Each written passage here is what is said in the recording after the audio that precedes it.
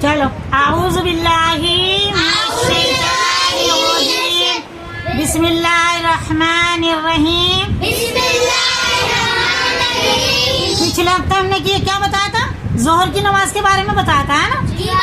نماز ظہر کی کیوں مقرر ہوئی ہے؟ اور آج کیا بتائیں گے؟ اثر کی میں بتاؤں گی. نماز کے لیے اثر کا وقت کیوں مقرر ہوا؟ کوئی پوچھے تو بتانا ہے, ٹھیک ہے نا. کوئی پوچھے تو بتانا اثر کا وقت کیوں مقرر ہوا. جواب, اثر کے وقت حضرت آدم علیہ السلام نے وہ درخت کھایا تھا جس سے اللہ تعالیٰ نے ان کو ممانعت کی تھی. جس درخت سے اللہ تعالیٰ نے منع کیا تھا جنت میں آدم علیہ السلام کو یہ مت کھانا, لیکن انہوں نے وہی کھا لیا. ماں ہوا نے ان کو کھلا دیا, ٹھیک ہے نا. اور اس کے کھانے کے سبب آپ برہنہ یعنی ننگے ہو گئے. وہ کھاتے ہی کیا ہوا وہ کھاتے ہی آپ کے کپڑے چھن گئے, آپ کا تاج اتر گیا, ٹھیک ہے. اور کیا ہوا؟ اور تخت نے بھی نیچے گرا جس پہ بیٹھے ہوئے تھے تخت پہ.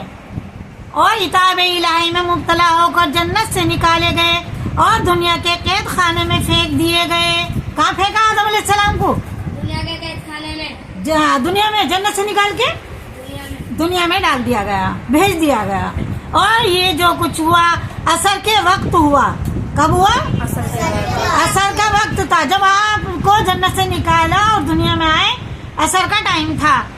اب کیونکہ اس وقت حضرت آدم علیہ السلام نے درخت ممنوع کھا کر خدا کو ناراض کیا تھا.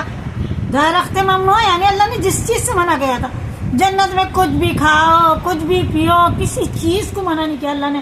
لیکن ایک درخت تھا, گندم کا بتاتے, وہ تھا, وہ کھایا, اس کو منع کرا تھا. تو اسی کی وجہ سے اللہ تعالیٰ نے انہیں سب کچھ چھین کے وہاں سے اور جنت دنیا میں بھیج دیا. اثر کا وقت تھا. اور درخت ممنوع کھا کر خدا کو ناراض کیا تھا. اس کے مقابلے میں امت محمدیہ کو ہر طرح کے کھانے پینے سے منع کر دیا. اثر کا ٹائم اللہ نے ہمیں ہر چیز سے منع کر دیا.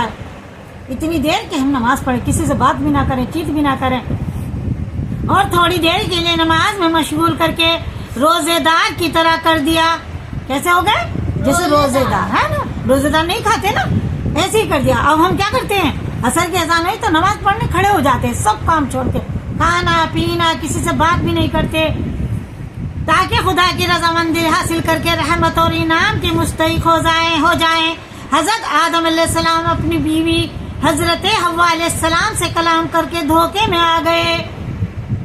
کس لیے دھوکے میں آئے آدم علیہ السلام؟ ماں حوا سے تھوڑی دیر بات کر لی. ماں حوا نے بولا یہ کھا لو, یہ فائدے کی چیز ہے ہمارے لیے. نہ بات کرتے نہ کھاتے, تو اس لیے اللہ تعالیٰ نے ہمیں کھانا پینا بات کرنے کو منع کر دیا اثر کے بعد. تو ہم کیا کریں؟ جلدی سے نماز پڑھنے کھڑے ہو جائیں, اللہ کی تسبیح کریں. اس کے مقابلے میں امت پر اس وقت بھی میں بیوی سے ہی نہیں بلکہ سارے جہان سے کلام کرنا حرام منع فرما دیا. حضرت آدم علیہ السلام کی نافرمانی کر کے دانا کھا کر بیوی کی باتوں میں آ کر کیسی حیرانی کو پہنچے. کتنی بڑی بات ہے ہاں. جنت سے نکالے گئے اور دنیا کے قید خانے میں ڈالے گئے.